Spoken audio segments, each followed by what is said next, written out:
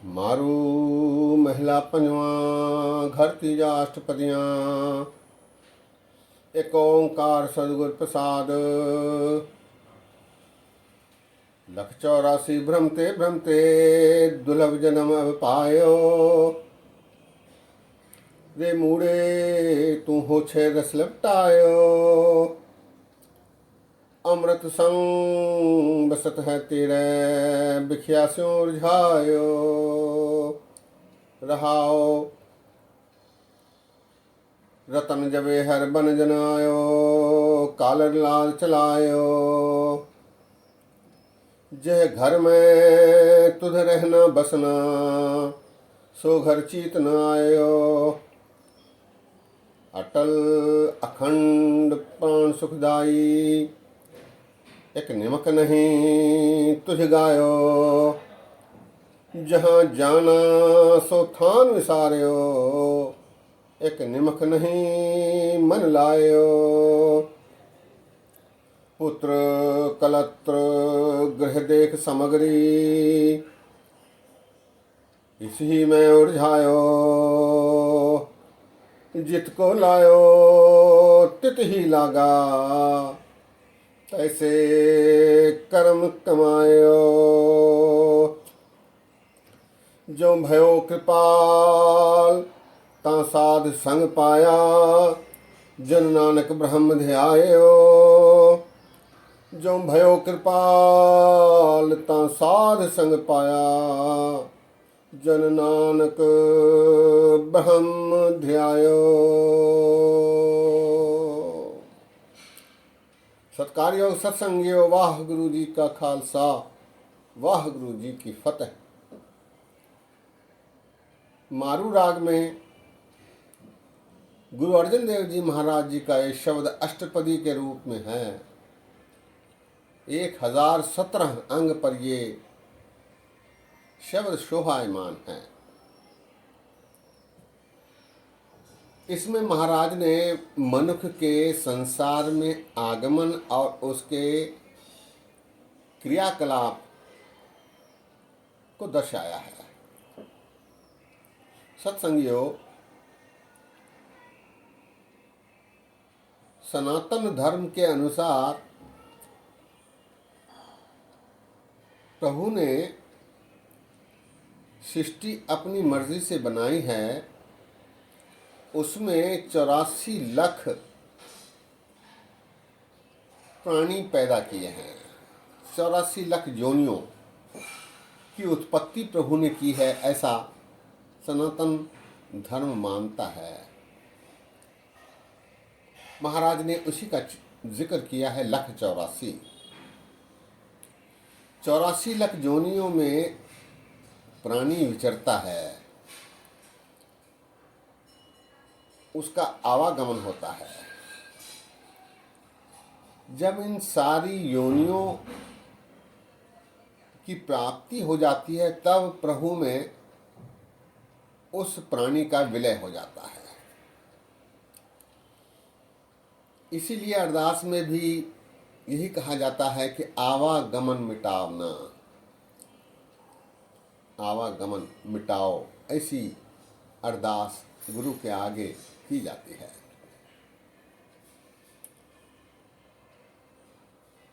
यहाँ महाराज कहते हैं लाख 84 भ्रमते भ्रमते दुर्लभ जन्म अब पायो। 84 लाख योनियों में भ्रमते भ्रमते अब इस दुर्लभ मानुष जन्म की प्राप्ति प्राणी को हुई है। इसे दुर्लभ माना गया है। महाराज ने भी कहा है दुर्लभ जन्म अब पायो। मानस जन्म दुर्लभ है होय न बारंबार। जो बन पल पाके भुइ गिरे बहुत न लागे डार। मानस मनुष्य की योनि चिरकाल के बाद प्राप्त होती है। इसीलिए महाराज कहते हैं लाख 84 भ्रमते भ्रमते दुर्लभ जन्म अब पायो।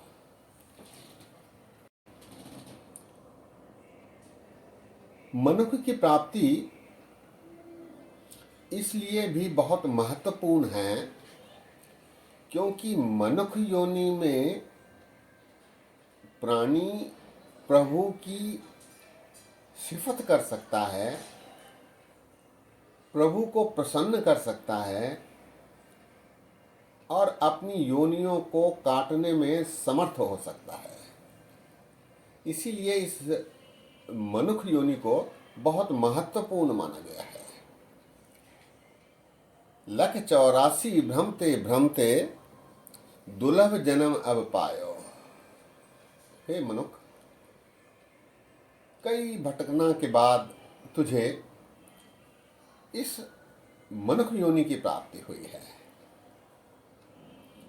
इस मनुष्य जन्म में आने के बाद मनुष्य क्या करता है, इसका जिक्र करते हुए महाराज आगे कहते हैं, रे मूढ़े तू होछे रस लपटायो। मूढ़े अर्थात मूर्ख, अनजान, ना समझ। हे ना समझ मनुष्य, तू इस मनुष्य योनि में आकर बेकार के रस में लिपटा रहा। होछे अर्थात बेकार, होछे रस लपटायो, इसी रस में लिपटा रहा।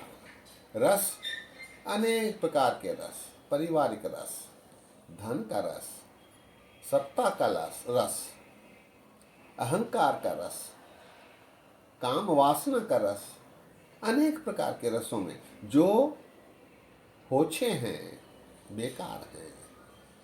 हे नासमझ मनुष्य, तू इन बेकार के रस में लिपटा रहा, अपना जन्म गंवा रहा है। रे मूढ़े तू होछे रस लपटाए। आगे महाराज कहते हैं, अमृत संग बसत है तेरे बिखिया स्यों उलझाए। अमृत संग बसत है तेरे, मोको कहाँ ढूंढे रे बंदे, मैं तो तेरे पास में, ना मैं मंदिर ना मैं मस्जिद ना काबे कैलाश में। हरजियो गुफा अंदर रख के वाजा पौन बजाया, बजाया वाजा पौन नौ द्वारे प्रगट किए 10वां गुप्त रखाया। इस घड़ी में अमृत भरपूर है, अमृत संग बसत है तेरे बिखिया से उलझायो। इस अमृत को छोड़कर विष रूपी रसों में तू उलझ के रह गया है। विष रूपी मनोरंजक साधनों में उलझ के रह गया है। घर बनाने में रह गया, घर बसाने में रह गया, नौकरी पाने नौकरी खोने में रह गया, धन की कमाई में रह गया। ये आवश्यक है। महाराज गुरु नानक देव जी ने भी 17 वर्ष तक खेती की, लेकिन धन प्रभु प्राप्ति की साधना के लिए उपयोग में आए, इसके लिए कमाया जाना चाहिए, संचय करने के लिए नहीं। अमृत संग बसत है तेरे बिखिया स्यों उलझायो। इस विष रूपी रस में तू उलझ के रह गया। रहाओ रतन जवे हर बन जन आयो, कालर लाद चलायो। आया तो था, तू आया लाहा लैंड, लगा किते को फक्कड़े, सब मुगदी चली रैन। बेकार के कामों में उलझा रहा। तुझे रतन जवेहर सोना चांदी जैसे मूल्यवान वस्तुओं की व्यापारी करनी थी, व्यापार करना था, उसकी वनज करनी थी, लेकिन तूने क्या संचित किया है? कालर लाद चलाए। और कालर अर्थात बेकार की वस्तुएं, खाक, वो लाद कर सिर पर पापों की गठरी उठाकर तू जा रहा है। लाद चलाए अर्थात तू उसे लेकर जा रहा है, पापों की गठरी, बुराइयों की गठरी, बेकार के कामों की गठरी, जिसकी वजह से तुझे अनेक और जन्मों में आवागमन करता रहना पड़ेगा। रतन जवे हर बन जन आयो, कालर लाद चलायो। कालर लाद कर फिर तू जा रहा है इस संसार से। आगे गुरु अर्जन देव जी कहते हैं, जह घर में तुझ रहना बसना, सो घर चीत न आयो। तुझे साध संगत में रहना था, साध संगत सत्संग करनी थी, अच्छे लोगों के साथ रहना था, गुरुद्वारे आना था, गुरबाणी पढ़नी थी, गुरबाणी पर विचार करना था। तूने ऐसा नहीं किया। गुरुद्वारे आकर भी गुरबाणी पढ़ने से वंचित रहा, गुरबाणी पढ़कर भी उसे समझने से वंचित रहा, उसे समझकर उस पर चलने से वंचित रहा। जह घर में तुध रहना बसना, रहना बसना अर्थात पढ़ना समझना उस पर चलना।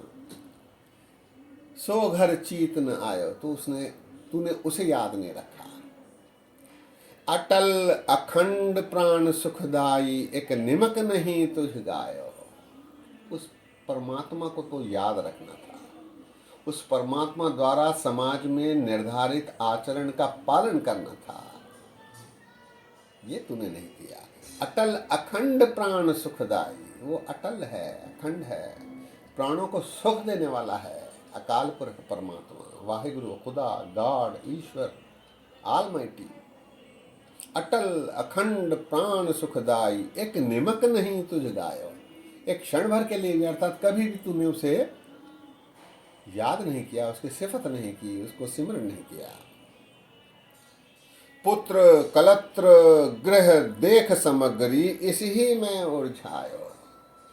यहूदी के सर्टिफिकेट देखकर खुश होता रहा, मकान बनाकर देख देख कर खुश होता रहा, बच्चों को देख कर खुश होता रहा, अपने अहंकार की तुष्टि में ही व्यस्त रहा। पुत्र कलत्र गृह देख समग्री, इसी में उलझा, इसी में उलझा रहा। अगली पंक्ति कीमती है। महाराज कहते हैं, जितको लायो तित ही लागा, तैसे कर्म कमायो। सब कुछ मनुष्य के वश में नहीं होता। महाराज कहते हैं, मन मूरख काहे बिल लाइए, पूरब लिखे का लिखिया पाइए। कुछ संस्कार भी मनुष्य के ऐसे अपने पूर्व के जन्मों से बनते हैं जिन्हें मनुष्य इस संसार में भोगता है। कई बार देखने में आया है, सज्जन पुरुषों को काफी तकलीफें होती हैं, कष्ट होते हैं। लोग कहने लगते हैं कि यह सज्जन पुरुष है, फिर इसे तकलीफ क्यों? मन मूरख काहे बिल लाइए, पूरब लिखे का लिखिया पाइए। लेकिन इसके निराकरण का रास्ता भी, मार्ग भी महाराज सुझा रहे हैं अगली पंक्ति में। जितको लायो तित ही लागा, तैसे कर्म कमायो। मनुष्य ऐसे कर्म करता है जो कभी कभी अनुचित होते हैं। पूर्वले कर्मों के अनुसार, उसके संस्कारों के अनुसार उससे ऐसे कार्य हो जाते हैं। अंतिम पंक्ति में महाराज कहते हैं, जो भयो कृपालता साध संग पाया, जन नानक ब्रह्म ध्यायो। जो भयो कृपाल, गुरु अमरदास जी कहते हैं, गुर कृपा ते से जन जागे, जिन्ना हरि मन वसया, बोल है अमृत बाणी। गुरु की यदि कृपा हो तो साध संग सत्संग में मनुष्य जाता है। गुरु की कृपा हो तो प्रभु को याद करता है। गुरु के अनुसार ही, गुरु की कृपा से ही मनुष्य अच्छे कर्म करने में परिणत होता है। जो भयो कृपाल ता साध संग पाया, जन नानक ब्रह्म ध्यायो।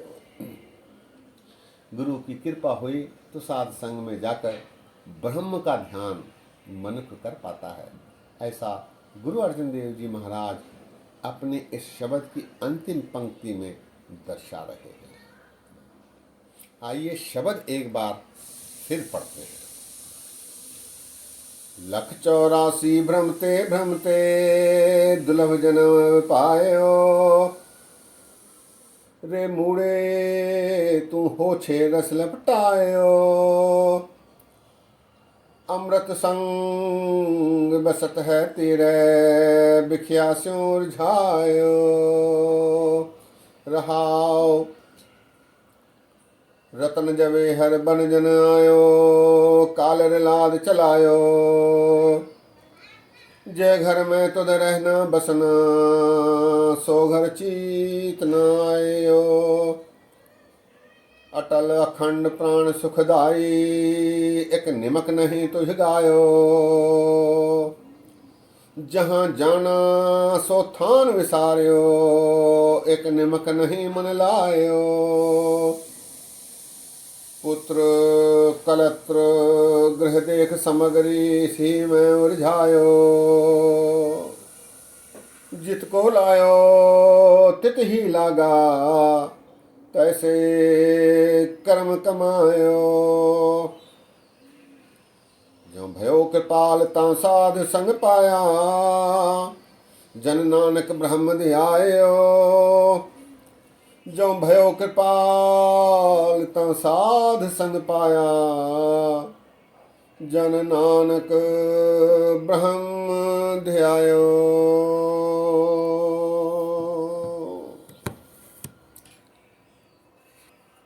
सत्संगियों, प्राणी एक लंबी यात्रा पर इस संसार में आता जाता रहता है। इस क्रम में उसे एक दुर्लभ योनि की प्राप्ति होती है, वो है मनुष्य की योनि। यही एक योनि ऐसी है जिसमें प्रभु की प्राप्ति के प्रयत्न किए जा सकते हैं। क्योंकि मनुष्य की परिणति होती है, ज्यों जल में जल आए कटाना, त्यों ज्योति संग ज्योत समाना। मिट गए गवन पाए विश्राम, नानक प्रभु के सद कुर्बान। इस लंबी यात्रा में मनुष्य की दुर्लभ योनि प्राप्त होने पर इसे गंवाना नहीं चाहिए। इसी की ओर इशारा गुरु अर्जुन देव जी महाराज जी ने इस शब्द के माध्यम से किया है। सत्संगियों, गुरु ग्रंथ साहब जी में 5500 से अधिक शब्द हैं। इसके खुलासे के रूप में सैकड़ों पौड़ियां और कवित भाई गुरदास जी ने रचे हैं। फिर गुरु की महीन बारीकियों को भाई नंदलाल जी ने और भाई संतोख सिंह जी ने सूरज प्रकाश में, भाई नंदलाल जी ने गंजनामा आदि रचनाओं में दर्शाया है। हमें इनका सदुपयोग करना चाहिए। केवल गुरुद्वारे जाकर माथा टेक कर थोड़ी देर बैठकर लंगर में लंगर छककर सेवा करने मात्र से सफलता संदिग्ध रहती है। वाणी पढ़ना चाहिए, समझने के लिए पढ़ना चाहिए, समझने के बाद उस पर चलने की कोशिश करनी चाहिए। गुरु की कृपा प्राप्ति के लिए अरदास करनी चाहिए। गुरु की कृपा प्राप्ति के लिए सबसे पहले योग्य बनना होगा। रहने की पाबंदी करनी होगी, आंतरिक रहनी और बाहरी रहनी। इन सारी बातों को ध्यान में रखना आवश्यक है। इन्हें वरीयता, प्रेफरेंस देना चाहिए। इतने वचन प्रमाण करो। बोलते समय गलतियां हुई हैं, दास को अनजान जानकर क्षमा बख्शो। फतेह गजाओ, वाह गुरु जी का खालसा, वाह गुरु जी की फतेह।